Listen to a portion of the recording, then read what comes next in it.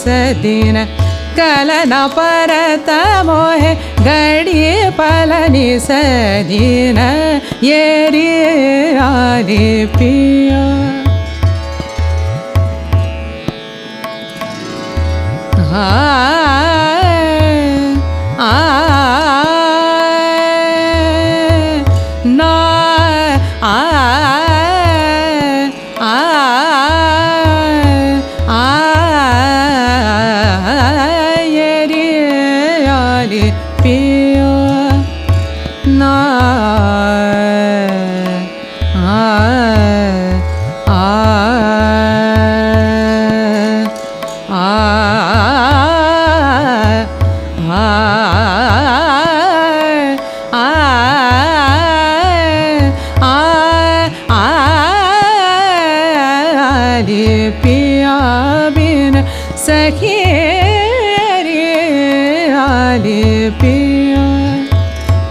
पिया बिन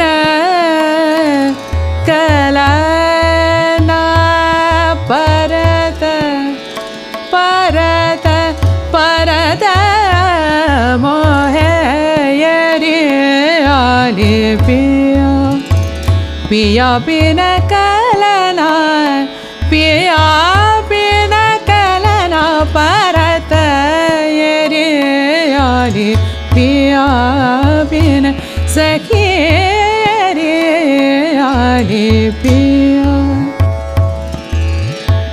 पिया बिन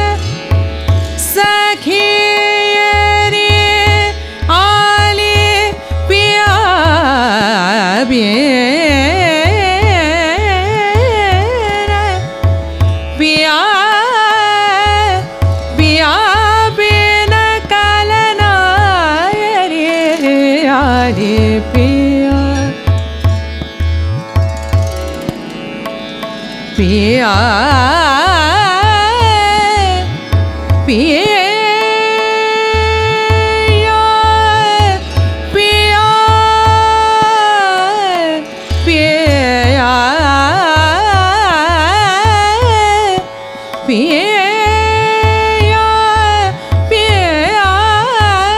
जब से पिया पिया जब से पिया जब से पिया जब से पिया जब से पिया जब से पियो परदेस गवन किनो जब से पियो परदेस गवन किनो जब से पियो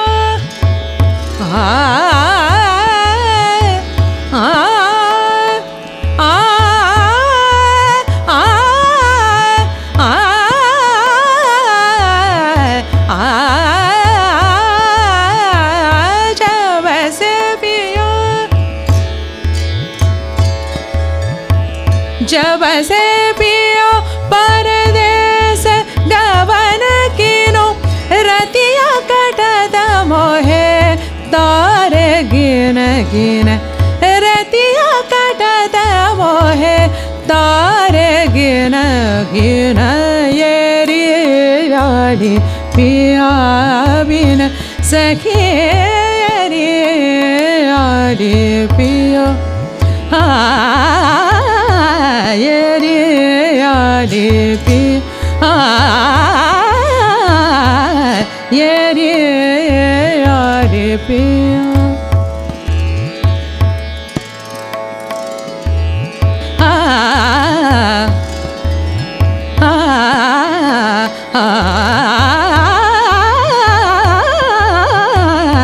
ये रे यारे ये रे यारे पिया पिया बिन कलना ये रे यारे पिया बिन कलना ये रे यारे सखी ये रे आले पिया बिन सखी ये रे आले ये रे आले ये यारे पिया बिन कलना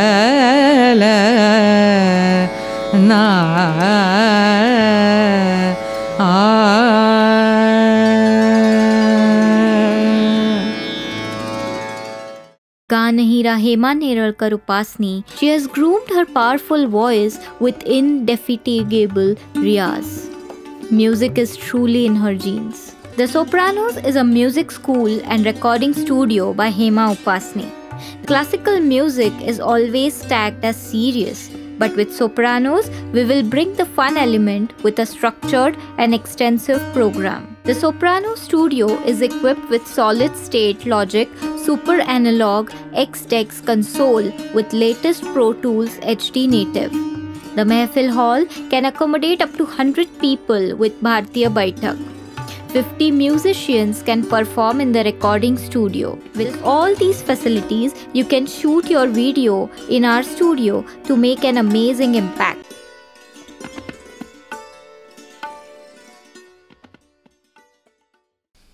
रसिका हो नमस्कार.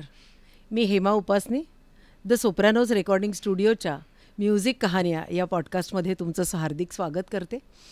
आणि तुम्हाला लक्षातच आलं आहे की आज माझी खास मैत्रीण गौरी पाठारे, आज हिला आपण आमंत्रित केलं आहे. नमस्कार गौरी. नमस्कार. आज सगळ्यात आधी तुला आभार नाही म्हणत, पण खूप छान वाटतं आहे की आज या पॉडकास्टमध्ये या निमित्ताने तुझ्याशी छान गप्पा मारायला मिळत आहेत.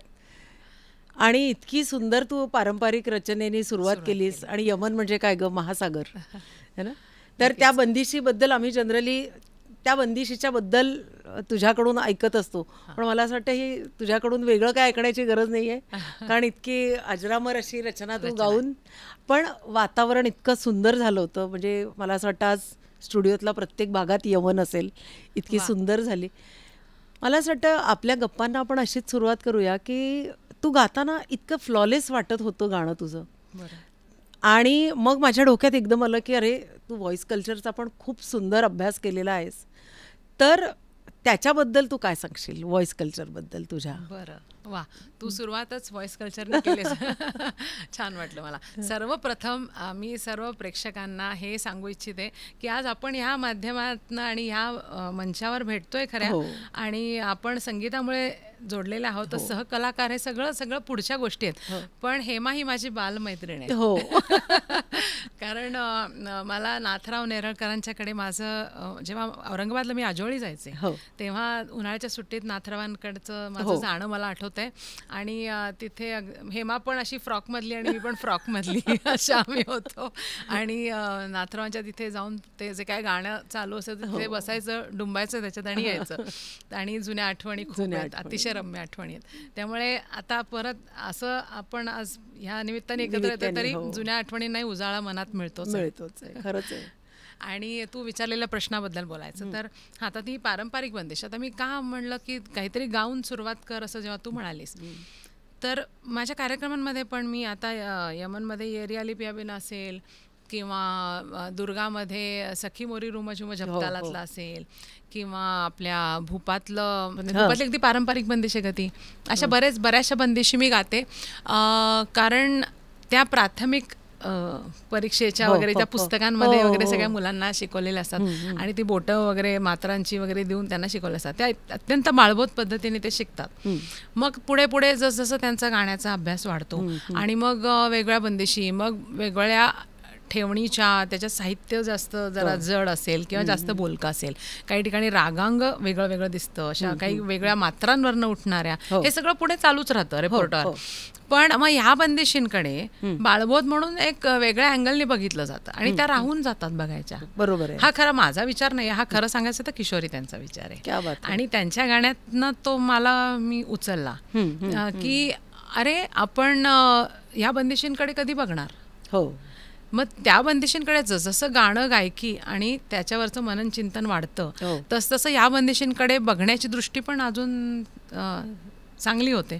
आणि मग त्याच्यात खूप काही दिसायला लागतं, त्याचं हँडलिंग कळायला लागतं, त्याच्या स्पेसेस कळायला लागतात, त्याच्यात काय काय करण्यासाठी स्कोप आहे ते दिसायला लागतं. त्यामुळे ह्या बंदिशी वेगळ्या नजरेने मांडाव्या. आणि मग त्यामुळे जे अगदी प्राथमिक जे शिकणारे असतात त्यांना पण वाटतं अरे हो मी शिकलेला आहे, मी शिकलेली आहे. आणि मग कार्यक्रमानंतर लोक येऊन सांगतात की होय आम्हाला ना विद्यालयात शिकवली पण ही बंदिश तुम्ही म्हणाली.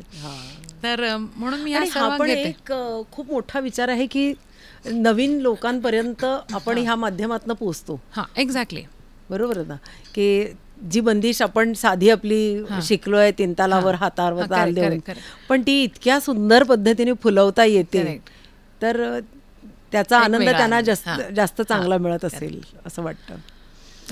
आणि व्हॉइस कल्चर, आता व्हॉइस कल्चर बद्दल बोलायचं झालं तर मी मुद्दामून काहीतरी एक वेगळं करायचं किंवा हा विषय आता कोणी केला नाही म्हणून आपण करायचा म्हणून काही त्या विषयाच्या मागे लागले नाही. तसं म्हणायचं तर गाण्यातल्या कुठल्याच विषयाच्या मी मुद्दामून मागे लागले नाही.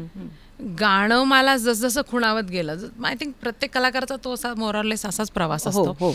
तर जसजसं आपापल्या साधनेत आपल्याला गळ्याची चॅलेंजेस दिसायला लागतात आणि आपण जी काय कर्मधर्म संयोगाने ज्या गुरुकडे गेलो तिथली ज्या घराण्याची गायकी, त्या गायकीला लागणारी गळ्याची अंग, हे सगळं जेव्हा कळतं आणि त्या गुरुच्या पण काही लकबी असतात, त्या घराण्यांच्या लकबी असतात गायकीच्या, आणि त्यात आपल्या गळ्याचं तंत्र, हे सगळं जेव्हा मोल्ड करायला लागतं तेव्हा आपल्याला खूप सारे प्रॉब्लेम्स यायला लागतात. हां, तर प्रॉब्लेम्स येणं हे सगळ्यात पहिलं उत्कर्षाचं, प्रगतीचं लक्षण आहे. कारण तुम्हाला काहीतरी भेदून पुढे जायचं आणि तुम्हाला काहीतरी दिसतंय आणि तिथे तुम्ही फिजिकली पोहोचत नाही आहात. तर ही प्रोसेस चालू असताना अभिषेकी बुवांकडे मी जे घेतलं होतं आग्र्याचं आणि अभिषेकी पण त्यातलं त्यांचं जे भाषेचं प्रभुत्व त्यातली जी कॅहन, पण मला त्यांच्यासारखा थोडा त्यांच्या आवाजाला एक स्लाइट कंप होता आणि सॉफ्ट आवाज होता त्यांचा आणि त्याच्यात खूप एक सुंदर पॉइज होता, पण तो त्यांचा आवाज होता. तसा मी काढणं हे अत्यंत हास्यास्पद ठरेल किंवा मी ताईंसारखा किंवा कुणासारखाही काढणं. तर जसं आपण म्हणतो की निसर्गात आज म्हणजे पृथ्वीच्या पाठीवर ओसंडून वाईल एवढी बेसुमार जनसंख्या लोकसंख्या आहे. आज आपण लाईक पेस्ट्स आहोत आपण आज या पृथ्वीवर, पण तरी पण निसर्गाची एवढी किमया आहे की 2 DNA सारखे नाहीत, 2 चेहरे सारखे नाहीत. मग आपल्याला क्रिएटिव्हिटी तर एवढी येत नाही, बरोबर, पण आपल्याला जे क्रिएट करून दिलंय जो आपला युनिकनेस आहे, बरोबर आहे, तर तो ओळखून तो बाहेर काढता तर आला पाहिजे. तर हा विचार मनात होता की मला कुणासारखं नाही गायचं, पण माझ्या आवाजात गायचं आणि ते मला त्याच्या कक्षा मॅक्झिमम रुंदावायचा प्रयत्न करायचा. त्यातनं माझं आवाजाचं मी पण बाहेर काढायचं आणि लोकांच्या म्हणजे गुरूंच्या गाण्याचे इफेक्ट घेऊन गायचं. ही प्रोसेस चालू असताना आग्रा, ग्वाल्हेर, जयपूर हे सगळे वेगळे इन्फ्लुएन्सेस होत असताना आवाजाचे जे प्रॉब्लेम्स येत गेले, त्याच्यात मग अभिषेकी बुवांना मी विचारलं त्यावेळेला की सारखा आवाज बसतोय किंवा आवाज कधी कधी गाता गाता चिरकतोय किंवा रेंज मिळत नाहीये. नंतर थोडंसं ना आता गावती मी समजा फॉर एक्झाम्पल बुवांच्या समोर बसून शिकले तर त्याच्यात कितीही नाही म्हणलं तरी बुवांच्या आवाजाचे थोडेसे भास यायचे, बारकायचे. नंतर गायकीचं येणं गोष्ट वेगळी, इव्हन त्यांच्या कहेंचं येणं गोष्ट वेगळी, आवाजाचे यायचे. नंतर नंद फॉर एक्झाम्पल मी एक ताईंकडे शिकलेलं किंवा काय जे असतील तर त्याच्यात त्यांच्या आवाजाचे खूप भास यायचे. तर मला ते वाटायचं की अरे हे मी दुसऱ्याचं उपरा घेऊन गाते, माझं कुठं आहे. तर मग ते असे माझे अनेको प्रश्न होते आवाजाबद्दलचे आणि प्रॉब्लेम्स पण होते आणि रेंज नाही होती वगैरे वगैरे. नंतर आवाजाचं प्रेशर नक्की किती द्यायचं, इतकं कमी द्यायचं का गुळगुळीत वाटेल. म्हणजे मग एक मधला काळ मी असे काही कलाकार ऐकायचे की ते अत्यंत सुरेल, अत्यंत तालमीचं आणि अत्यंत गोड, बरं, पण ते गाणं ऐकताना असं वाटायचं की एक चांदीचं ताट भरलेलं आहे, त्याच्या डावी उजवी बाजू जी असते की नाही आपली ती सगळ्या बाजू फक्त गोडच आहे, म्हणजे तू सगळे 56 भोग गोडच आहेत आणि हे तू जेव पोटभर असं जर म्हणलं तर अजीर्ण होईल. मी म्हणेल की नको, मला ह्यातलं सगळं उत्तम आहे पण नाही खाता येत, बरोबर, तसं ते गाणं वाटायचं मला. तसं पण नको मला. मग मला असं गाणं पाहिजे की ज्याच्यात सगळे रस आले पाहिजेत, म्हणजे मग सगळे आवाज आले पाहिजेत, पण ते मिमिक्रीचे नसले पाहिजेत. कारण भारतीय शास्त्रीय संगीत आणि भारतीय नाट्यशास्त्र हे इतकं प्रगत आहे की त्याच्यात आवाजाचे वेगवेगळे कसे उपयोग केले पाहिजेत हे वेगळं आहे, जे वेस्टर्न याच्यात नाही आहे. वेस्टर्न म्युझिकमध्ये नाट्यशास्त्र पण मिक्स आहे, कारण नाट्यमयता जास्त आहे त्यांच्या व्होकल साऊंड प्रोडक्शन. तसं आपल्याकडे नाही. मग निकोप आवाज कसा पाहिजे, पण त्याच्यात सगळे नवरस येतील असं एक कुठेतरी सगळ्या मनाच्या ह्या संकल्पना आहेत. मानलं तर दुनिया आहे, नाही तर काही नाही, बरोबर. आता ही मी माझ्या मनात सगळं चालू असायचं, पण म्हणजे काय हे मला सांगता नाही यायचं. तर मग नक्की आवाज कसा टाकला पाहिजे असं खूप माझा विचार चालू असायचा. आता हे सगळं चालू असताना दमखमीचं काही लोकांचं मी ऐकायचंय, मग काही लोकांचं मला अत्यंत भावायचं. तर उदाहरणच घेऊन सांगायचं झालं तर राशीद खान एक्झॅक्टली माझ्या मनात आता त्यांचंच नाव आलं. सगळे रस सगळे, पण आवाजाचा तो पोत, त्याची ग्रेस म्हणलं तर सगळंच, म्हणजे रांगडेपणा, तू जिथे जे पाहिजे ते सगळं आहे. आता त्याच्यात व्होकल टेक्निक्स खूप सुंदर आहेत, पण काही वेळेला इग्नोरंट व्होकल टेक्निक्स वापरून सुद्धा आतली मनाची भूक आणि चव हीच असल्यामुळे आणि त्याची शोधण्याचा तो म्हणजे इच्छा, वेगळे सगळे रस हीच असल्यामुळे ते करून दाखवलेली आणखीन एक व्यक्ती म्हणजे भीमसेन जोशी. क्या बात. त्याच्यात त्यांना जो जोड मिळाली असते थोडीशी, वॉवेल्स कसे म्हणले पाहिजे, पण त्यांना त्याची काय, त्यालाही भेदून त्यांनी पुढे ते एस्टॅब्लिश केलं त्या स्वराचं अधिष्ठान. तर मग असं सगळं माझ्या मनात चालायचं खूप. पण हे बोललं की मग मी बोलायचे ना कधी कधी, आणि मी 17-18 वर्षाची होते आणि मी तेव्हा बुवांकडे शिकायला जात होते, अभिषेकी बुवांकडे, आणि ते त्यांच्या आयुष्यातली शेवटची 7 वर्ष मला मिळाली होती. त्यामुळे हा माणूस किती मोठा आहे, की एवढ्या मोठ्या योग्यतेचा आहे, यांचं काय कॉन्ट्रीब्युशन आहे म्युझिकमध्ये ह्याचं फारसं मला काही माहितीच नव्हतं, बरोबर. त्यामुळे अज्ञानात सुख. त्यामुळे कॉलेजमध्ये याचं ते तिकडे दप्तर टाकायचं, मग बुवांची डायरेक्ट जाऊन बोलायला लागायचं, गप्पा मारायच्या, आपले बुवा म्हणजे असं. आणि ते तसे घरी असायचे, सदरा पायजमात बसलेले असायचे, पांढरा स्वच्छ घालून, आणि मग काय बुवा चहा करूया का वगैरे, मग घुसायचं तिथे, मग गप्पा मारायच्या. त्याच्यात मी असे असंख्य प्रश्न, हे जे आता मी जे बोलतेय ह्या विषयावर, तसं खूप बोलायचे मी त्यांच्याशी. आणि मग ते आईबाबांना सांगायचे की लहान वय आहे पण खूप मोठ्या मोठ्या गप्पा मारते. असे विनोद व्हायचे त्यावेळेला. आणि पण मला हे सांगता यायचं नाही की मी काय शोधते. आणि ह्याच्यात हा प्रवास चालू झाला. मग आवाजाचे प्रॉब्लेम यायला लागल्यावर त्यांनी सांगितलं की आपल्या समोरच सईदुद्दीन डागर साहेब राहतात, तिथे जा, तर ते सांगतील तुला, जरा गाईड करतील. तर त्यांच्याकडे मला ध्रुपदातले एक साधारण 8-10 महिने, मी 1 वर्ष मॅक्झिमम तालीम केली त्यांच्याकडे. दररोज जायचे 2-3 तास.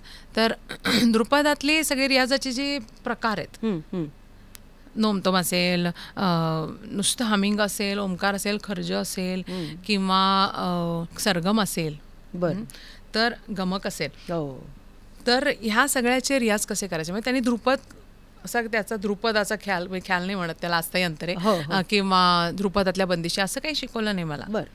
पण ते 1-2-4 राग घेऊन, फक्त भैरव, यमन मला आठवतंय, बिहाग वगैरे, पण अगदी पहिल्या ओंकारापासनं त्यांनी, पोस्चरपासनं, श्वासापासनं त्यांनी जे साऊंडशी रिलेटेड जे आहे, जे वेगवेगळे गायकीचे अंग आहे, ज्याच्यात साऊंड कसा आला पाहिजे, तो कुठून आला पाहिजे, कुठनं ताकद लागली पाहिजे, हे सगळं त्यांनी मला करून घेतले रियाज.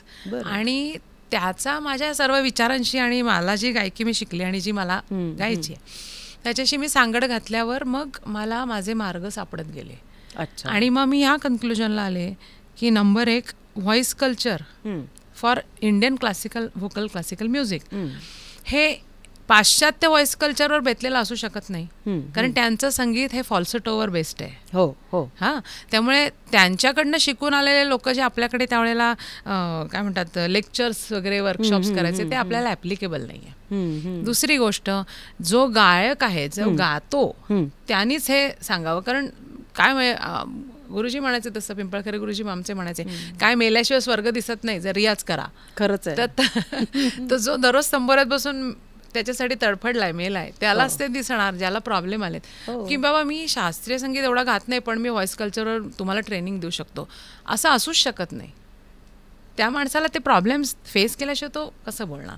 त्यामुळे ते असलं पाहिजे. आणि हा एक इन्फरन्स मला नक्की कन्फर्म्ड आहे की आज 19-20, आता 21वी पिढी आहे ध्रुपदची, आणि तरी पण ध्रुपद हे संगीत ना लुप्त पावलंय, ना डायल्यूट झालंय, की ज्याच्यात आता ध्रुपद एकेकाळी असं गायला जायचं, पण आता खूपच वेगळं झालं त्याचं स्वरूप, असं काही झालेलं नाही, त्याचं स्वरूप पण तेच राहिलेलं आहे. तर याचं कारण त्याच्यात ठोस शास्त्रीय आणि म्हणजे बायोलॉजिकल आणि स्पिरिच्युअल असे टेक्निक्स, साधनेचे वेज आहेत, जे शरीर संवर्धन आणि आत्मसंवर्धन ह्याच्यासाठी व्हाया संगीत, व्हाया म्हणजे श्रुती अभ्यास किंवा लय अभ्यास, ह्याच्यातनं एक नैसर्गिक, maximum close to the nature असे ते त्यांचे काय म्हणता येईल की नाद साधनेची तंत्र त्याच्यात आहेत. तो नाद तालाच असेल की आवाजाचा असेल, हां, तर त्याच्यामुळे ते टिकलंय. बरोबर आहे. हां, आणि दुसरं ते टिकण्याचं कारण ते देवासाठी गायलं गेलं आणि ते तिथे देवासाठीच होतं, म्हणून पण टिकलं. पुढे ख्याल हे राजा रजवाड्यांना रिझवण्यासाठी झाले, पण ख्याल हा व्होलाटाईल स्ट्रक्चर आहे. दर 2-3 दर जनरेशनला सुद्धा त्या घराण्यात फरक पडतोय. त्याचं कारण लोकाभिमुख झालं हा एक भाग झाला, सोशल कॉज तो एक भाग वेगळा आहे. पण टेक्निकल बोलायचं झालं तर तुम्ही ध्रुपदातली जी चतुरस्र सगळी गळ्याची अंग होती, त्यातलं कुठलं तरी एक अंग घेऊन त्याला जास्त विकसित करून घराणं तयार केलं. बरोबर. कारण तुमची रुची होती त्या फाउंडरची, त्या घराण्याच्या, की त्या थॉट प्रोसेसची किंवा स्कूल ऑफ थॉटची रिलेटेड लोक एकत्र येऊन ते घराणं बनत गेलं. पण हे शैली म्हणून ठीक आहे, पण शरीर आपलं जे शरीर वाद्य जे आहे त्याच्या पॉइंट ऑफ व्ह्यूने बघत गेलं तर त्यांनी मार असा खाल्ला शरीराने की एकच तंत्र विकसित झालं गळ्याचं. आणि जे पहिल्या 2-3 पिढ्या जे ध्रुपद गाऊन मग ख्यालीय झाले होते ना, ते लोक आपल्या मुलांना सुरुवातीला ध्रुपद शिकायला पाठवायचे. अच्छा. हां, की बघ ना आपला इतिहास वाचला तर पुढे गायचंच आहे तुला आपल्या घराण्याचं, पण पहिली 3-4 वर्ष ध्रुपदाची सणसणीत तालीम कर. का का तर सगळे गळ्याची अंग तयार झाली पाहिजेत, म्हणजे मग गळ्याला प्रॉब्लेम येणार नाही. बरोबर. हां, आणि मग पुढच्या पिढीत काय झालं की फक्त घराण्याची अंग जेवढे आहेत तेवढाच गळा विकसित झाला.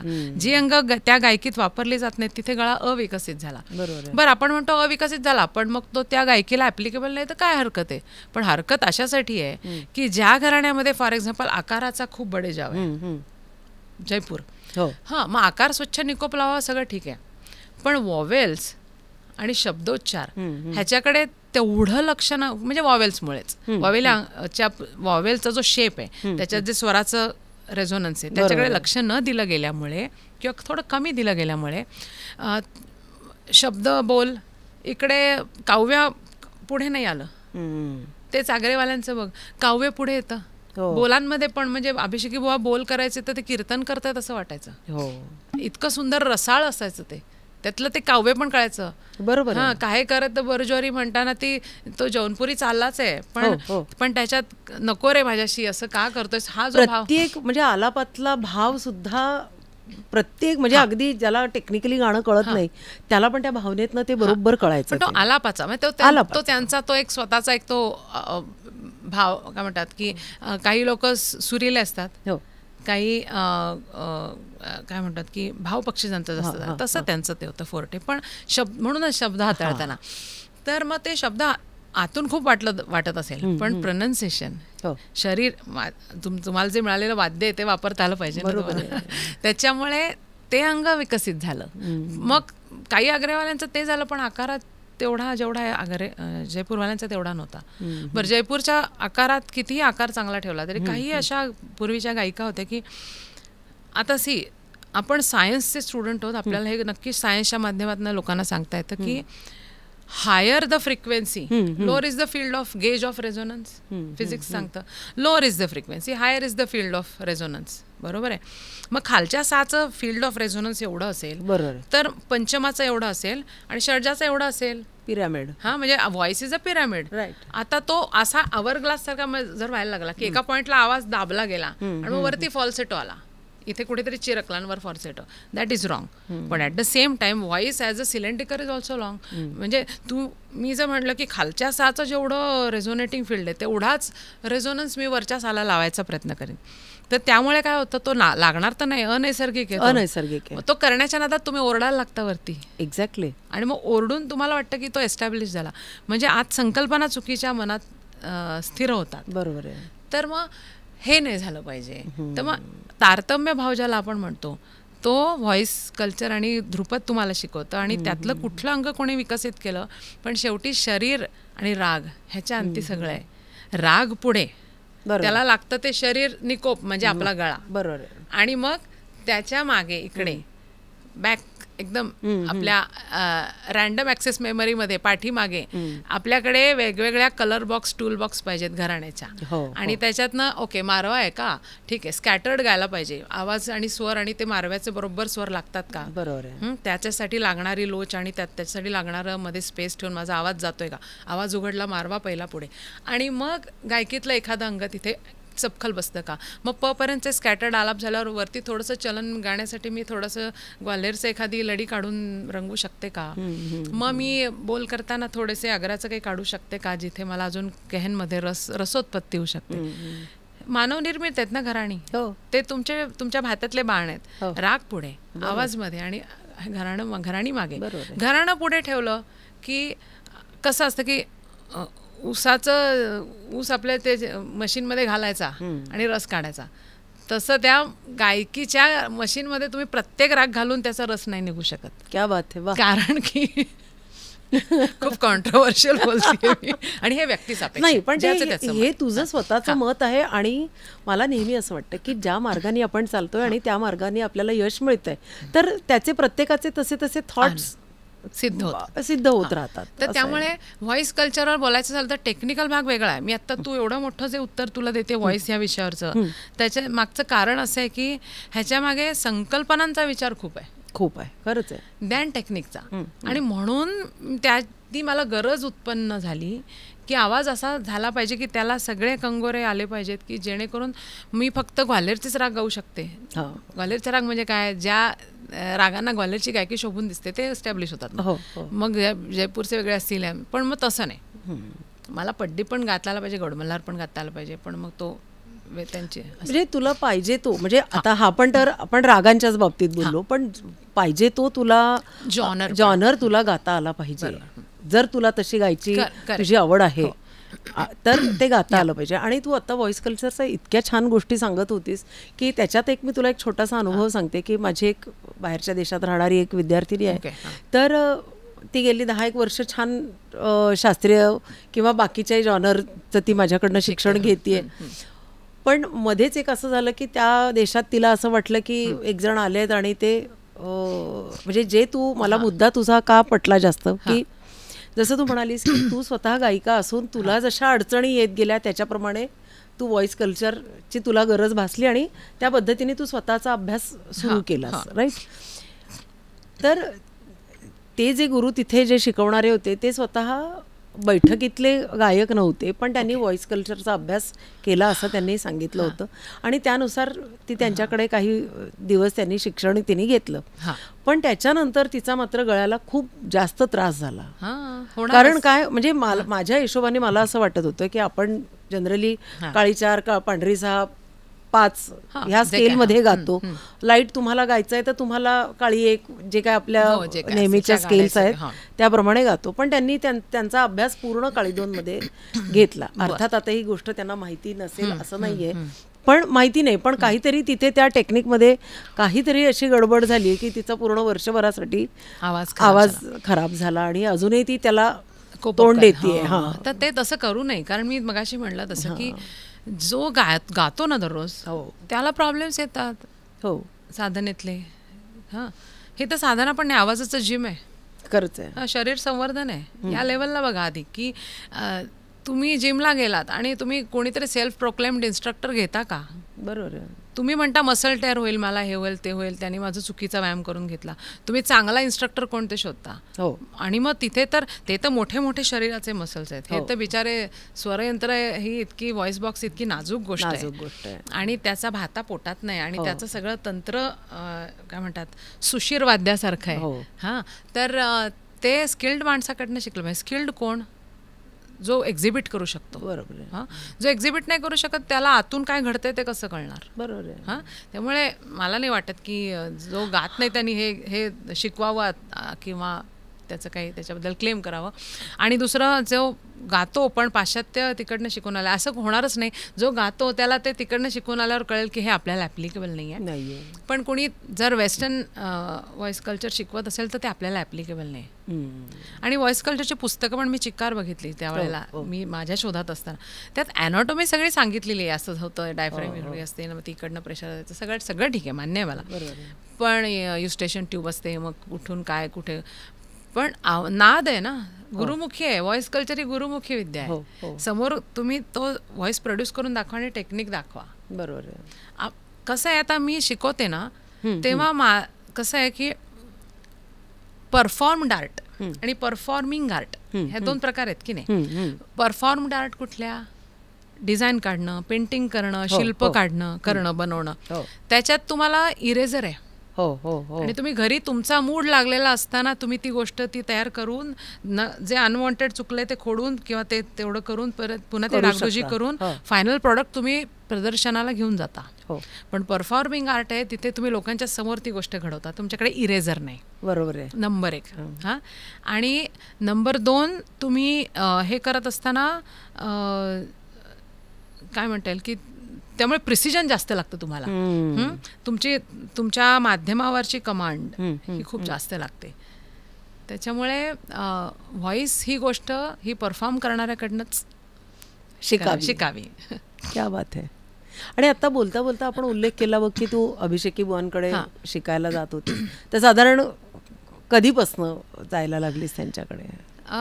त्यांचे साधारण एक शेवटची 6-7 वर्ष झाली. म्हणजे साधारण मी 1990 पासून ते असेस्तवर अशी गेले 98. म्हणजे साधारण एक तू आता म्हणालीस 15-16 वर्षाची. ते साधारण तेव्हापासून तू म्हणजे तेव्हापासून तुझं संगीत सुरू झालं असं होतं की नाही? त्याच्या आधी पिंपळखरे गुरुजींकडे शिकतच होते ना प्राथमिक. तर त्याचाही माझा किस्सा असा आहे की औरंगाबादचीच माझी मावशी हा, जी तुला हा. माहिती हो, आहे हो. तर ती आली होती आईकडे हां आणि आई तेव्हा विद घाटे यांच्याकडे शिकत होती. हां. तर आईला ती म्हणाली, अगं आपली गौरी किती छान गाते, हिला का नाही शिकवत गाणं. तर ती म्हणाली, अगं मीच आता 2 मुलांनंतर आत्ता सुरुवात केली आहे शिकायला, तर आता ही अजून लहान आहे ग, ती मोठी झाल्यावर शिकवीन. तर मग मावशी म्हटली, अगं ती 8-8.5 वर्षाची आहे, आता सुरू कर तिचं. मग ती म्हणाली, नाही नाही आणि नेरळकर गुरुजींकडे तुमच्याकडे मी यायचेच ना सुट्टीत, तर मी तसं भावगीतं नाट्यगीतं गात होते. आईने मला 1-2 ते विकलमना आज वगैरे बसवून पण दिली होती की हा हे तू गा गॅदरिंगमध्ये वगैरे असं. तेवढ्या लेवलचं चालू होतं माझं सगळं. आणि दुसरं एक मला बाबांनी एक ट्रान्झिस्टर दिला होता, तो काहीतरी 200-300 रुपयाचा एक छोटा ट्रान्झिस्टर यायचा 2 बॅटऱ्यांवर चालणारा, त्याच्यात ते बेला के फुल ऐकायचं. अच्छा. हां, मग ते रात्री ते उशीखाली ठेवून मग सकाळी ते स्टेशन 6-10ला जेव्हा चालू व्हायचं ते टडडा टडडा ते वाजलं की मला लक्षात यायचं, मग ते बॅटऱ्या संपायच्या. तो काळ होता. आणि मग आशाबाई आणि लताबाई म्हणजे दैवत, मोहम्मद रफी, किशोर कुमार. आणि मग गायचं तर कोणासारखं तर आशा लता, असं एक डोक्यात होतं. म्हणून मी ते खूप गायचे, फिल्मी गाणी भयंकर आवडीची. आणि कारण शिकत नव्हते ना काही, पण आतून गाण्याचं होतंच ना मुळात, त्यामुळे मी ते गायचं. मग शाळेत ते भरपूर गायचं. मग तो काय उमरावजान सिनेमा आला, मग त्यातली सगळी गाणी गायची. मग ऑफ तासाला दिलचीज क्या है म्हण, मग लोक 8-9 वेळा वन्स मोर देतात वर्गात, आणि वर्गात उभी राहून मी गाते. मग बाई यायच्या, मग पटकन जागेवर जाऊन बसायचं. असा तो मजेचा काळ होता. त्यावेळेला मावशी आली तेव्हा ती म्हणाली आईला की अगं हिला शिकव वगैरे. मग घाटे सरांकडे नेलं. मग आई म्हणाली, मावशी म्हणाली चल मी तुमच्या घाटे सरांना भेटायला ते, चल आपण दोघी जाऊ, हिला पण घेऊन जाऊ. मग एक 4-6 महिने मी तिथे शिकले. पण मग आईचं असं मत पडलं की तू दुसऱ्या गुरुकडे शिक, माझे गुरु हे आहेत पण तू दुसऱ्यांकडे शिक. मग तिन्ही पिंपळखरे गुरुजींकडे मला नेलं आणि तिथे माझं चालू झालं. मग एक 7-8 वर्ष तिथे झालं. मग 10वी-12वीचं वर्ष. आणि घरात सगळे डॉक्टर असल्यामुळे असं गाणारं असं आणि गाण्यात कोणी करिअर केलेलं असं काही नसल्यामुळे ह्या विषयात आपण किती काय करू शकतो किंवा हा एक रिक्रिएशनचा विषय असू शकतो एवढंच मला माहिती होतं. त्यामुळे आणि बाकीचं सगळं चांगलं होतं ना की मार्क चांगले पडत होते वगैरे, त्याच्यामुळे ठीक आहे आपण डॉक्टर नाही व्हावं. डॉक्टर नव्हतं मला व्हायचं, पण इंजिनियर व्हायचं, छान काहीतरी जॉब करायचा, टेक्निकल माइंड होतं माझं, आणि गाणंही करायचं, असं सगळं होतं. आणि त्यावेळेला मग मी रांगोळ्या काढ, पेंटिंग्स कर, कविता कर, मराठीमध्ये भरपूर लिहायचे, वाचायचे पण. आणि काय कुकिंग कर, असे सगळे शौक होते. त्यातला एक फक्त संगीता शौक होता माझा. या लेव्हलला ते होतं. म्हणजे त्या मांदियाळीमध्ये हा होता. अच्छा, मुलगी सर्व गुण संपन्न त्याच्यात. पण मग गाणं परत प्रॉमिनंटली तुला, कारण तू जसं म्हणालीस की अकॅडमिक्समध्ये पण चांगली होतीस किंवा इंजिनिअरिंगकडे जायचं, पण असं काहीतरी एखादा पॉइंट असेल ना की बस आता मला हेच करायचं आहे. तो मुद्दा काही मी म्हणत नाही एका दिवसात तो होतो, पण तो हळूहळू थॉट सुरू होतो. येस, तसं माझं झालं की मी शाळेत असताना एक शरद करमरकर म्हणून सर होते, आणि ते संगीताचे शिक्षक आमच्या रेणुका स्वरूप विद्यालयातले. त्यांनी ओळखलं की ही मुलगी गाईल आणि बऱ्यापैकी, तर ते ना मला खूप वेगळ्या स्पर्धांमध्ये भाग घ्यायला लावायचे, शाळेकडनं पाठवायचे. मग ते वेगळे ऑफ तास मिळाले, काय मिळालं की समोर घेऊन बसायचे. ते जानोरीकरांचे शिष्य, चांगलं गायचे ते. मग वेगवेगळी माझ्याकडनं खूप नाट्यपद, बरंच काय काय, बंदिशी. तिथे माझी जरा ती बॅकग्राऊंड सुरू झाली की स्टेजवर जायचं. तर शाळेला तर मी एवढं रिप्रेझेंट केलं करमरकर सरांमुळे. त्यांनी पण मग आईबाबांना शाळेत एकदा बोलून सांगितलं, अहो ही बऱ्यापैकी म्हणजे प्रोफेशनल लेवलचं गाऊ शकेल, एवढं पोटेन्शियल आहे, हिच्याकडे बघा वगैरे. पण आमच्या घरात ते असं गायक नसल्यामुळे असं नव्हतं तितकं काय हे, त्यामुळे हां ठीक आहे करते ना, करू दे असं. आणि माझ्या वडिलांचं असं काही हे करू नको ते करू नको असं काही नव्हतं. म्हणजे बाबांनी खूप असं तुला जे पाहिजे असं, त्याच्यामुळे. पण तिथे ती स्टेजवर जायची मला सुरुवात झाली. स्टेज फेअर तिथे गेली की खूप मी शाळेला रिप्रेझेंट केलं. मग पुढे आणि मग लताबाई आशाबाई ते तारुण्य सुलभ वयात ते गाणी आणि ते सगळं चालू झालं. मग कॉलेज, मग युनिव्हर्सिटी लेवलला, म्हणजे अगदी नॅशनल लेवलला सगळे ऑर्केस्ट्रे झाले, सगळं झालं, सगळे युथ फेस्टिवल. आणि आता त्यातलं काही मला म्हणायला सांगू नको, कारण की हिंदी सिनेमातलं मला म्हणून बरीच वर्ष झाली. फक्त मी डिस्क्लेमर देते. ठीक आहे, मग माझे डिस्क्लेमर असं आहे की वेगवेगळे जॉनर ऐकीन मग मी तुझ्याकडून. कारण ते आता मी अजूनही स्वांत सुख ऐकते, पण आता नाही ग म्हणतात. नाही पण म्हणजे अशी तुझी मग एकूण ती कॉलेज आणि ह्याच्यातनं, पण मुद्दा परत असा होता की तेव्हा तुला परत संगीतच करायला पाहिजे, हे का परत? काय नैसर्गिक ते हळूहळू ते वाढत गेलं ना त्याची आज संगीताची, मग त्याच्यातनं हे याच्यातनं ते, मग स्टेजवर जायला लागले. पण मग तू इंजिनिअरिंग कडे गेलीच नाहीस? गेले ना मी, सॉफ्टवेअरमध्ये केलं ना ग्रॅज्युएशन माझं. ते करून शिवाय डिप्लोमा केला, पोस्ट ग्रॅज्युएट, हे सगळं चालूच होतं. आणि मग पुढे तोपर्यंत भरपूर छोटे छोटे कार्यक्रम पण मिळायला लागले, तेही करत होते. आणि सगळ्या बऱ्याचशा कॉम्पिटिशन्स पण गाजवल्या होत्या. तर तोपर्यंत स्टेज काय असतं याची चव कळली होती एकतर, आणि परफॉर्म करताना काय काय लागतं ह्याचंही भान यायला लागलं होतं. पण क्लासिकल अशी काही बैठक होती पिंपळखऱ्यांमुळे, तेव्हा शिक्षण सुरू झाल्यामुळे. पण स्वतःच्या आवाजाची ओळख, स्वतःच्या प्रेझेंटेशनची, म्हणजे मुळात आधी कुठल्या तरी घराण्याची गायकी घ्यायची, मग ती पचवायची, मग ती आपलीशी करून घ्यायची, हे सगळी प्रोसेस आहे ना. त्याच्यामुळे ते नसल्यामुळे मी काय प्रेझेंट करणार हे माझ्याकडे, माझं त्याचं व्यक्तित्व नव्हतं काही माझ्या गाण्याला. त्यामुळे ते व्यक्तित्व नसलं तर आपल्याला तेवढा कॉन्फिडन्सही नसतो ना की मी गायिका वगैरे होऊ शकते का असं. त्याच्यामुळे पण हे करायचं एवढं नक्की, हे आता सोडायचं नाही, हे खूप मस्त आहे आणि हे मला करायचं आहे, असं मला ते खुणावत होतं संगीत. आणि मग अभिषेकी बुवांकडे जेव्हा जायला सुरुवात केली, मग तिथे मला तो एक असा काळ होता की मला लक्षात आलं की मी हे खूप सिरियसली करू शकते आणि हे करायचं आहे मला. आणि मग ते आतून कॉलिंग येतं आणि मग आणि त्यावेळेला तुम्ही करायला लागतं. बरोबर आहे. आणि मला वाटतं की प्रत्येक आयुष्यात घडणारी ॲडव्हर्स गोष्ट असते ना, पूरक गोष्टी लागतातच, पण ॲडव्हर्स गोष्ट असते ना, ते सुद्धा परमेश्वराचे आशीर्वाद म्हणून घ्यावे, कारण ते तुमच्यासाठी ते ट्रिगर असतात. तिथे तुम्ही ना काहीतरी असं होतं आणि तुम्ही म्हणता की हो का, मग मी करूनच दाखवेन, हो का, मग मी करीनच. आणि मग त्याच्यातनं ती एक धारणा अजून पक्की होते. मग ते सांगीतिक आलेले काय अडथळे असतील किंवा सोशल असतील, घरेलू असतील, काही असतील अडथळे, पण ते ट्रिगर्स असतात. ट्रिगर ऑन झाला आणि ते चॅलेंजेस स्वीकारण्याची पण एक स्वतःची एक धारणा असली पाहिजे की येस, हे मला ओव्हरकम करून, आणि नुसतंच ओव्हरकम नाही तर माझ्या क्षमतेने, म्हणजे माझ्या गायकीच्या किंवा जे माझं माध्यम आहे त्या माध्यमातून मी ओव्हरकम कसं करून त्याला पुढे जाणार, हे करेल. बरं, तू मला आता सांग की खूप भारतातल्याबद्दल मी आधी बोलते की भारतात तू, मला असं वाटतं जवळपास खूपच, म्हणजे जेवढे काही दर्जेदार सगळे फेस्टिवल्स होतात त्यात तू गायली आहेस. परमेश्वराची कृपा आहे. तर म्हणजे मला असं वाटतं कधी कधी की तिथपर्यंत नाव, माउथ टू माउथ पब्लिसिटी तर असतेच, पण तरी पण त्या गोष्टी आपण कशा एक आर्टिस्ट म्हणून कशा आपण करतो, म्हणजे मला त्याच्याबद्दल लोकांशी पोचतो कसा, लोकांपर्यंत आपण पोचतो कसं. तर एक पूर्वीचा एक संकल्पना होती आणि ती अध्यात्माच्या आणि साधनेच्या दृष्टीने बरोबर पण आहे की पद्माताई म्हणायच्या आणि अजूनही त्या म्हणतात की आपल्या संगीताचा साधनेने सुगंध दरवळायला लागला पाहिजे, आणि तो सुगंध इतका त्याचं सिद्ध झाला पाहिजे तो की तो फक्त आपल्या शेजारच्या 4-5 गल्ल्याने, मग आपल्या गावभर, मग देशभर, मग पृथ्वीभर, म्हणजे लोकांना तो कळला पाहिजे आणि त्या सुगंधाने लोक आकृष्ट होऊन आले पाहिजेत. पण हे खूप आयडियलिस्टिक आहे. ह्याचं कारण असं की तेवढी साधना आपल्याकडनं झाली पाहिजे. बरोबर आहे. हां, आणि तुम्ही नंतर किती आटापिटा करा, तुमचं गाणं जेवढं आडात आहे तेवढंच पोऱ्यात दिसतं. त्यामुळे तुम्ही प्रेझेन्स ऑफ माइंड वापरून, म्हणजे जसं आता मी म्हणते की सोशल मीडिया वगैरे वापरून गाणंच मुदला सुगंधी नसेल तर तुम्ही त्याच्यावर किती सेंट मारून तुम्ही ते नाही प्रेझेंट करू शकत.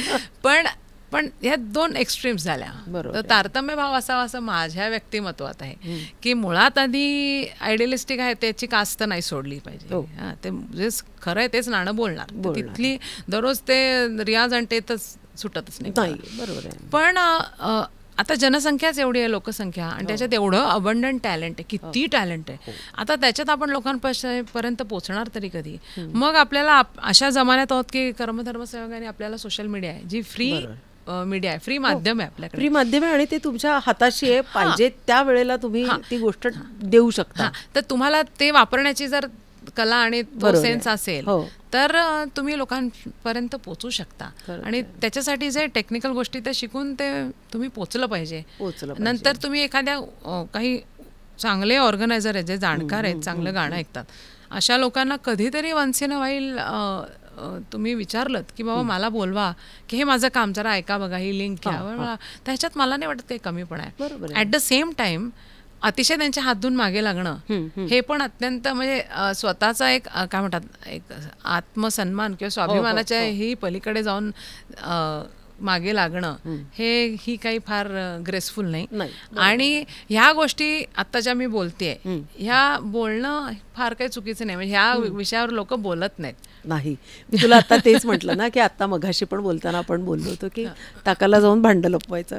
तर तसं होतं कधीतरी. कारण काय होतं की म्हणजे जसं मी तुला मघाशी पण बोलली की आपण साधना करतो किंवा आपण पाहिजे त्या गायकीकडे आकृष्ट होतो, पण तो आपला स्वतःचा चॉईस असतो आणि त्याच्यासाठी करावी लागणारी मेहनत आपली स्वतःची असते. म्हणून तू अनेक गुरूंकडे गेलीस, वेगवेगळ्या घराण्याची तू गायकी घेतलीस, पण हा झाला शिक्षणाचा भाग.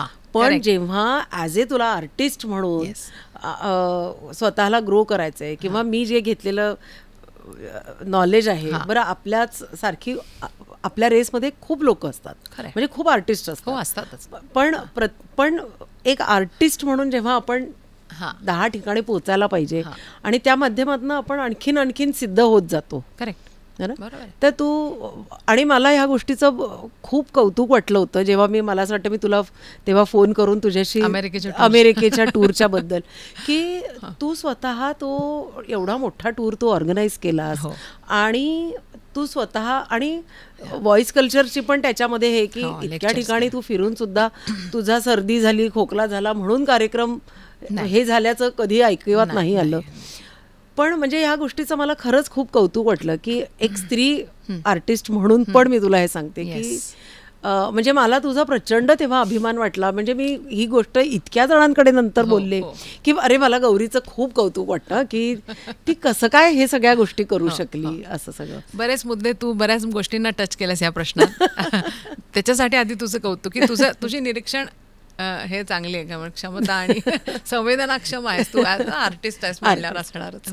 आणि कारण का तू जे मुद्दे मांडलेस की एवढं सगळं फिरून आणि भारताच्या तिप्पट चौपट जो देश आहे तिथे वेगवेगळ्या टाइम झोन्स आहेत आणि वेगवेगळे ह्युमिडिटी आहे, कुठे ड्राय आहे, कुठे जास्त ह्युमिड आहे, कुठे टेम्परेचर व्हेरियन्स आहे, अशा ठिकाणी आणि रातोरात प्रवास करून फ्रायडे सॅटर्डे संडे गाऊन हे एकतर सर्वात आधी आपण कोणी नसतो, परमेश्वराचे आभार की माझा आवाज त्याच्या टूरमध्ये नीट राहिला. दुसरं मग परमेश्वराचे आभार परत एकदा अशासाठी की त्यांनी मला हे व्हॉइस कल्चरचं सगळं च्या पॉईंट ऑफ व्ह्यूनी अभ्यास करण्याची बुद्धी आणि मनाची धारणा दिली आणि मी त्या गोष्टीकडे त्या ह्यांनी टेक्निकल अँगलनी बघते. त्यामुळे मी तो बऱ्यापैकी हा आवाज हातात ठेवून मला प्रॉब्लेम आले नाही असं नाही, पण ते माझ्याशीच राहिले. तर कुठली गोष्ट का शिकायची तर त्याचे प्रॉब्लेमची लेवल अत्यंत मिनिमल लेवलला ठेवता यावी. बरोबर आहे, प्रॉब्लेम येत नाही तसं नाही, पण ते हाताबाहेर जाऊ नयेत म्हणून ते एक्सपर्टीज शिकायचं. तर ते मला ते अप्लाय करता आलं. दुसरं मी असं नक्कीच म्हणेन की भारतीय शास्त्रीय संगीत ह्या विषयामध्ये काय म्हणता येईल की जेंडर इनइक्वॅलिटी नाही आहे तशी तेवढी जेवढी बऱ्याच काही फील्ड्समध्ये, कॉर्पोरेटमध्ये तर किती आहे. म्हणजे त्यांना बायकांना कमी पेमेंट मिळतं आणि पुरुषांना जास्त मिळतं. ॲक्ट्रेसेसना आपण ऐकतो की तेवढं पेमेंट मिळायचं नाही पूर्वी ॲक्ट्रेसेसना. तसं मला नाही वाटत की आपल्या संगीतात असं काय म्हणजे, पण एक मेल शोव्हिनिझम असतोच सोसायटीमध्ये. म्हणजे ॲज अन आर्टिस्ट तुम्हाला ऑर्गनायझर तसं वागवेलच असं नाही. बरोबर आहे. किंवा फॅन फॉलोईंग तसं तुम्हाला वागवेल असं नाही फॅन्स तुमचे. पण ओव्हरऑल एक ज्या माणसांमध्ये आपण वावरतो आणि काम करतो ते मेल शोव्हिनिझम आणि जो सोसायटी आहे ती सगळीकडे रिफ्लेक्ट होणारच. त्याच्यामुळे दुसरं एखाद्या देशात जायचं आणि तिथे सगळं संपूर्ण ती टूर एकटीने करायची, त्याच्यासाठी तिथलं सगळं लॉजिस्टिक्स, तिथली तिकीटं, तिथे म्हणजे सगळं 100 गोष्टी आहेत त्याच्या, बऱ्याच गोष्टी आहेत. ऑर्गनायझरशी कनेक्ट करायचं, सगळ्या लोकांना बरोबर घेऊन जायचं, जमा खर्च बघायचा, वेळ काळ पाळायची, सगळं. तर ते कसं आहे ना की मग आपण शाळा कशासाठी शिकलो, प्रत्येक दिवशीला नवीन आव्हान घ्यायचं आणि ते शिकायचं. असं जर केलं, बरं इंटरनेटमुळे इतक्या गोष्टी अवेलेबल आहेत की तुम्ही वाचा आणि शिका असं आहे. तर असं करता करता येतं आणि लोकांची थोडी थोडी लागेल तिथे मदत घ्यायची. होतं, इच्छा असली की मार्ग मिळतोच. बरं मला सांग की तू अनेक प्रोजेक्ट्स करतेस, त्यातलं एक स्त्रीदिंडी तुझं मी सोशल मीडियामुळेच बघितलंय आणि खरंच इतका छान प्रोजेक्ट आहे आणि तू असे बरेचसे प्रोजेक्ट्स करतेस. तर त्या प्रोजेक्ट्सबद्दल काय सांगशील? खरं सांगायचं तर हे प्रोजेक्ट्स हे मी काही वेगळं करत नाही आहे. त्यातलं आतलं सत्य मी तुला सांगते की आहे तेच संगीत मी गाते. पण कसं आहे की जर बाजारात एखादी गोष्ट अत्यंत चांगली आहे पण ती विकली जात नाही, पण सबस्टँडर्ड गोष्ट सुद्धा चांगल्या वेस्टर्नात किंवा चांगल्या पॅकेजिंग मध्ये रॅपरमध्ये घालून विकली जाते, तर आपण जर आपल्या चांगल्या कामाला जर एक रॅपर दिलं बरोबर तर हा रॅपरचा जमाना आहे. बरोबर आहे. सो माझे सर्व प्रोजेक्ट्स हे रॅपर्स आहेत.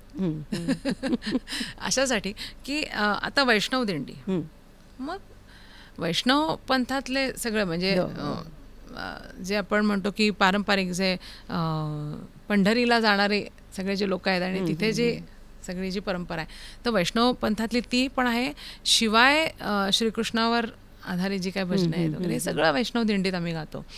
किंवा स्त्री दिंडी आहे तर मग त्याच्यात स्त्री संतांचं काव्य ते अगदी जनाबाई मुक्ताबाईंपासून ते शांता शेळक्यांपर्यंत सगळं, मग ते घेऊन त्याच्यावर काम करायचं. मग त्याच्यात सगळ्या स्त्रिया म्हणजे पखवाज वादक सगळे वादक गायक सगळे स्त्री कलाकार असा एक होतो विषय. नंतर मी हल्ली आता एक नवीन करते रामदिंडी, श्री रामदिंडी. तर रामावरची सगळी भजनं आणि मग त्याच्यात हिंदी येतं सगळंच येतं, म्हणजे मग कानडी येऊ शकतं किंवा काही. तर ते मग त्यानिमित्ताने त्या गोष्टी बसवल्या जातात, अभ्यासल्या जातात आणि असे वेगवेगळे विषय. आता दुर्गा दिंडी पण एक चालू आहे त्याच्यावर काम आणि गणेश दिंडी पण आम्ही करणार आहोत गणपतीच्या वेळेला. तर संच तोच आहे साधारण मोरलेस आणि पारंपरिक वाद्य घेतोच आम्ही, तबला पेटी पखावज आणि मंजिरा हे तर असतंच साईड रिदम. कधी कधी आता श्रीकृष्ण दिंडी जेव्हा केली तर त्याच्यात थोडंसं ना ठुमरी दादऱ्याचं सगळं अंग येतच, ब्रज मधलं सगळं वर्णन येतं आणि सेमी क्लासिकल येतं, बनारसचा सगळा बाज येतो.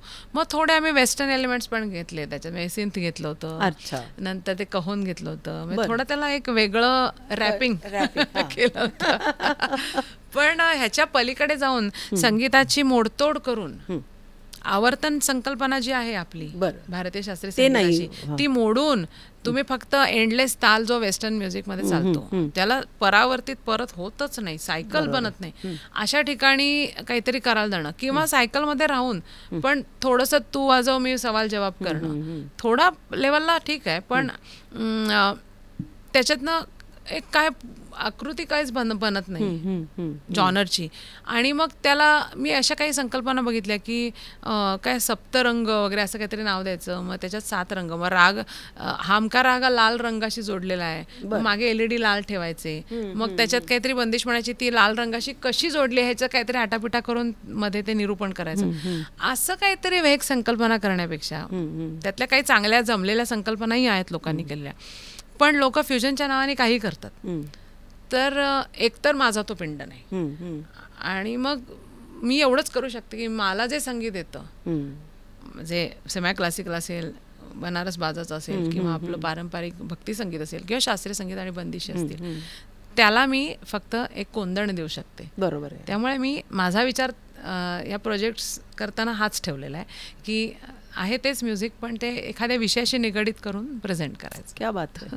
गौरी, मला अजून एक असं विचारायचं आहे की असा एक मतप्रवाह पण बऱ्याच ठिकाणी आपण बघतो, कारण आपण आता इतकी वर्ष झालो संगीतातच आहोत, तर असा एक मतप्रवाह पण आहे की जर तुला कलाकार म्हणून घडायचं आहे तर तुला शैक्षणिक जरा तुझ्या गोष्टी कमी झाल्या तरी पण चालतील, असा एक मतप्रवाह खूप ठिकाणी आढळून येतो. तर त्या बाबतीत तुला काय वाटतं?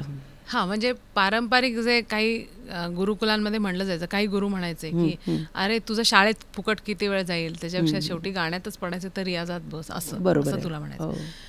त्या काळाला ते शोभून असेलही, साधनेच्या दृष्टीने साधनेला संपूर्ण तुमचा वेळ आणि तुमची सगळी एनर्जी मिळावी म्हणून त्या गुरुचं त्या पॉईंट ऑफ व्ह्यूने म्हणणं योग्य रास्त असेलही.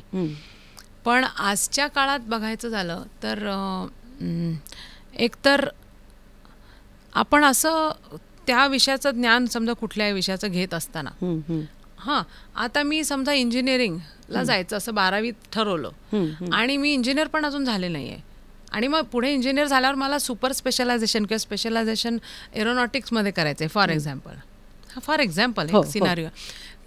आणि मग त्याच्यात अजून एक सुपर स्पेशलायझेशन करायचं आहे की मी अगदी आता बोईंगचा अमुक झालो किंवा मी बंबार्डियरचा तमुक झालो असं समजा मला ते विजन आहे की मला ते बनायचं आहे.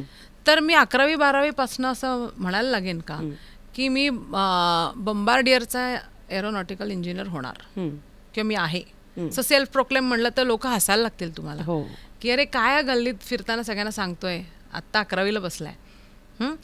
ते 11वी-12वीतलं मूल पण हे समजून असतं की मला हे व्हायचं आहे पण हे कुणाला सांगण्यात आत्ता अर्थ नाही आणि ॲडमिशन मिळेल तरी चूप असतात आणि पुढे पासआउट झाल्यावर पण जॉब मिळेल तर धाकधूक असते की बाबा मी खरंच बनतो का नाही. मग शास्त्रीय संगीतात हे अचानक कुठून येतं की हा महान कलाकार होणार आहे किंवा त्या मुलालाही तसं ते पटवून दिलं जातं की तू खूप महान कलाकार होणार आहेस. ही संकल्पना अशासाठी चुकीची आहे की त्यातनं एवढे प्रॉब्लेम्स क्रिएट होतात पुढे की एक तर सगळ्यात आधी पर्सनॅलिटी डिसऑर्डर, स्वतःचा मी खूप इन्फ्लेट केला जातो स्वतःच्याही नकळत आणि मग यश नाही आलं तर मग खऱ्याची दुनिया नाही, या जगात न्यायच नाही, इथपासनं मग डिसमूड व्हायला लागतं ते पोरं किंवा मग वेगवेगळ्या चुकीचे मार्ग अवलंबायला लागतात ते लोक की कुणाचं तरी अति लांगुल चालन करणं, कुठल्या तरी कॉम्प्रोमायझेसच्या आहारी जाणं किंवा व्यसनांच्या आहारी जाणं आणि नैराश्याच्या आहारी जाणं, हे सगळं होतं. दुसरं आर्थिक स्वावलंबन कधी येणार. बरोबर आहे. बरं आज संपूर्ण काळ अशा स्पीडनी पुढे चालला आणि आज जमाना असा आहे की खर्चाचा काही आणि अर्थार्जनाचा ताळमेळ कितीही चांगलं तुम्ही अर्थार्जनाचं साधन असलं तरी लागत नाही तुमचा तो ताळमेळ. महागाई एवढी आणि सगळंच बेसिक स्टँडर्ड ऑफ लिव्हिंगसाठी.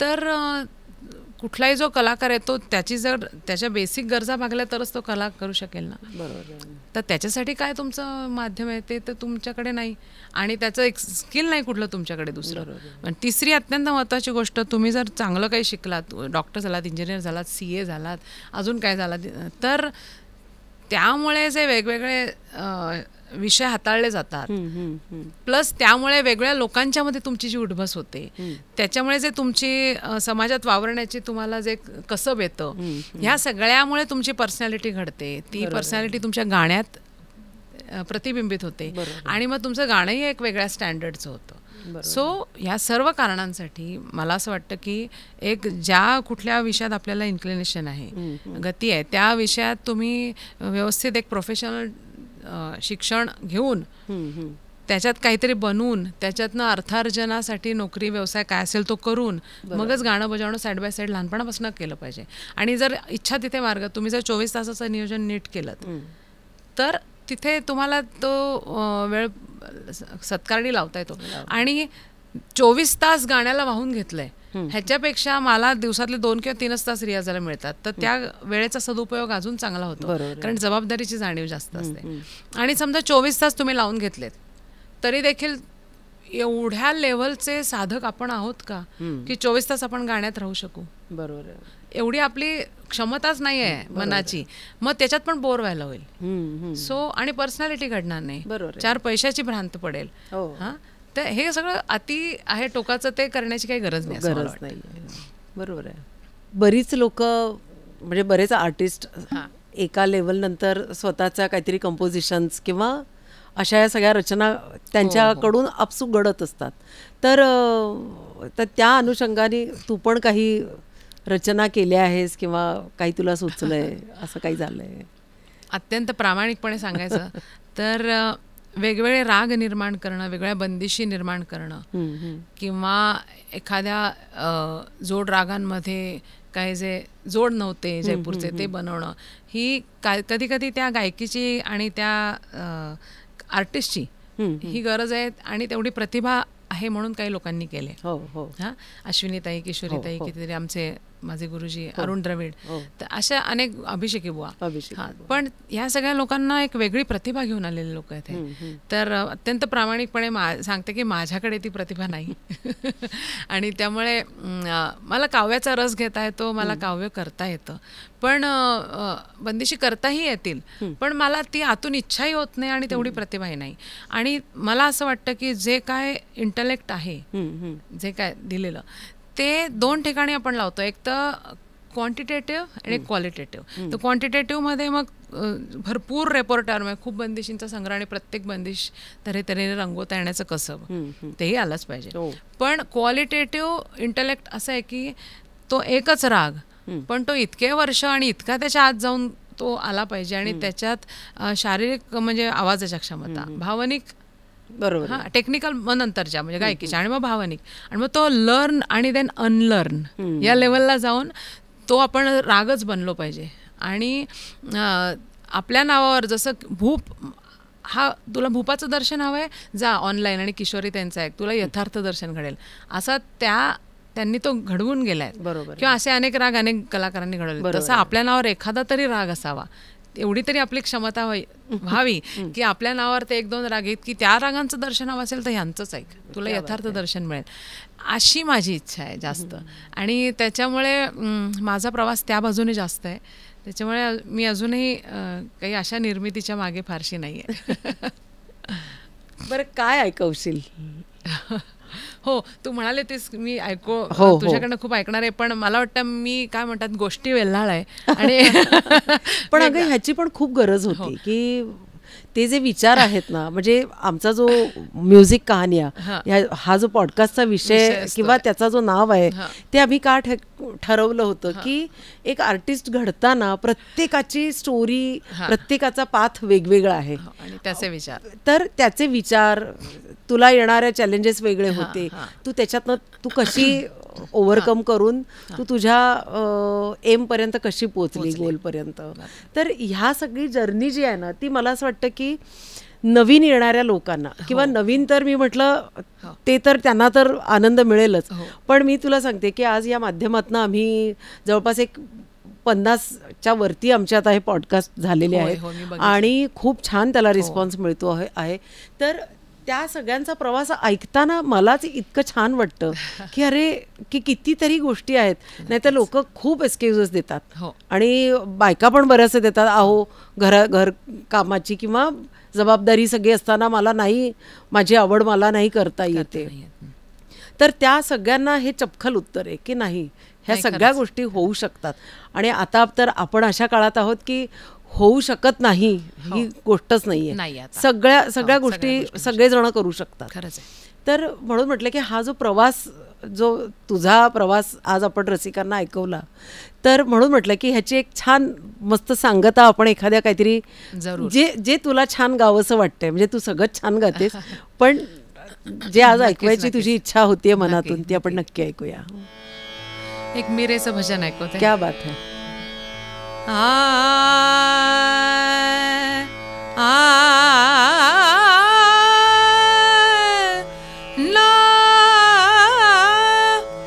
म्हारे घर आवो आवो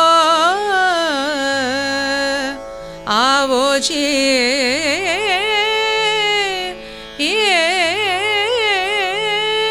मारे घर आवो जी, मारे घर आवो जी, मारे घर आवो जी, मारे घर आवो आवो जी, मारे घर आवो जी, मारे घर आवो जी, हो मारे घर आवो जी, प्रीतम प्यारा, प्रीतम प्यारा, मारे घर आवो जी, प्रीतम प्यारा, प्रीतम प्यारा.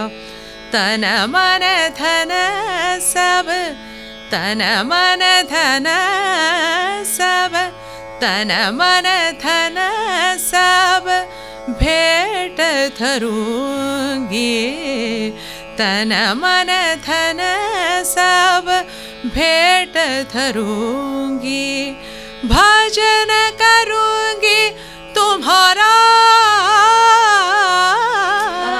भजन करूंगी तुम्हारा, भजन करूंगी तुम्हारा, मारे घर आवो जी, मारे घर आवो जी, प्रीतम प्यारा, प्रीतम प्यारा। मैं निर्गुणी, मैं निर्गुणी, मैं निर्गुणी कछु गुण नाही जाणू, मैं निर्गुणी कछु गुण नाही जाणू, मोह में अवगुण सारा, मोह में अवगुण सारा, मीरा के प्रभु प्रभु प्रभु प्रभु रे, मीरा के प्रभु कब रे मिलोगे, मीरा के प्रभु कब रे मिलोगे, तुम बिन नैन दुखारा, तुम बिन नैन दुखारा, तुम बिन नैन दुखारा,